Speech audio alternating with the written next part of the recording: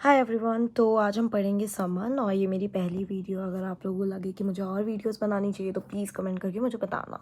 तो समन्स जो है बेसिकली ऑर्डर 5 ऑफ सीपीसी में डील करता है। इसका मतलब क्या होता है, जब हमारा प्लेंटिफ जो है फाइल करता है एक प्लेंट किसके अगेंस्ट, एक डिफेंडेंट के अगेंस्ट, तो डिफेंडेंट मस्ट बी इन्फॉर्म्ड किस चीज़ के बारे में कि भैया उसके अगेंस्ट एक सूट इनिशिएट हुआ है और उसको आके अपने आप को अपीयर करना है टू डिफेंड हिमसेल्फ। उसके बाद हमने पढ़ा कि जो समन है वो बेसिकली एक फॉर्मल कोर्ट ऑर्डर है issued to a party involve in a legal dispute. ठीक है, इसके ये बेसिकली इंश्योर करता है जो हमारा natural principle of natural justice है वो कभी वॉयलेट ना होए, क्योंकि अगर हम समन उसको नहीं भेजेंगे और एक्स पार्टी प्रोसीडिंग्स शुरू हो जाएगी तो ये बेसिकली एक प्रिंसिपल ऑफ नेचुरल जस्टिस को अवॉइड करेगा। उसके बाद हमने पढ़ा कि जो ऑर्डर 5 ऑफ सीपीसी है वो कंसिस्ट करता है रूल 1 to 30 जो गवर्न करते हैं issuance and services of summons.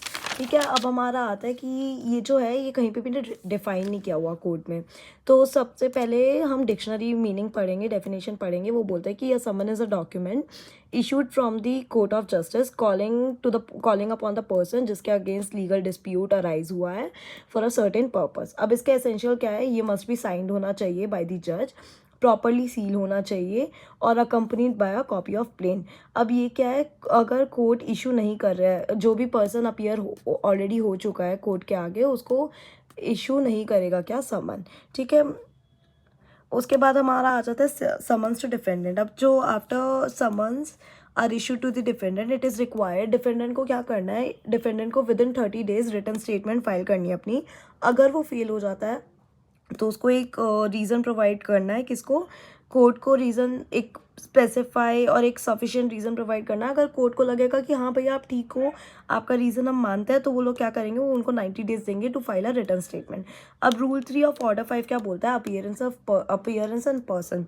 तो अ डिफेंडेंट जिसको समन रिसीव होता है उसको अपीयर करना होता है, या तो इन पर्सन, या तो वो अपने प्लीडर को भेजेगा, या वो किसी और को भेजेगा प्लीडर के साथ जो who will be able to answer all questions. ठीक है, रिलेटेड टू द सूट्स। अब हमारा आ जाता है exemption from appearance. Order 5 rule 4 of order 5 क्या बोलता है कि वो बोलता है कि भैया एक पर्सन एग्जेम्प्टेड है फ्रॉम अपीयरिंग इफ, अगर वो local limits of courts jurisdiction के बाहर रहता है।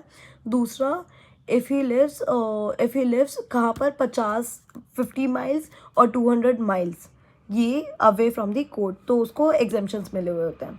उसके बाद सेक्शन 132 होता है ऑफ सीपीसी। वो बोलता है कि एनी वुमेन जिसको भी भाई कस्टम्स की वजह से वो अपीयर नहीं कर पा रही, और सेक्शन 133